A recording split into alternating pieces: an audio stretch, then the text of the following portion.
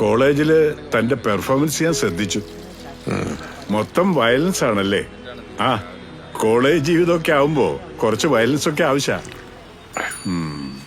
എന്താ തന്റെ പേര്? അറിഞ്ഞിട്ട് ഇപ്പൊ എന്തിനാ? തന്നെ ഗെറ്റ് ഔട്ട് അടിച്ചല്ലേ? അങ്ങനെയാണെങ്കിൽ ഇയാള് തിരിച്ചെടുപ്പിക്കോ? മോർക്കിന് പിള്ളേരോട് പെരുമാറാൻ അറിയില്ല. ആള് പാവാ. പുള്ളിയെ എന്റെ സ്വന്തം കക്ഷിയാ. വേണേ ഞാനൊന്ന് ശ്രമിക്കാം.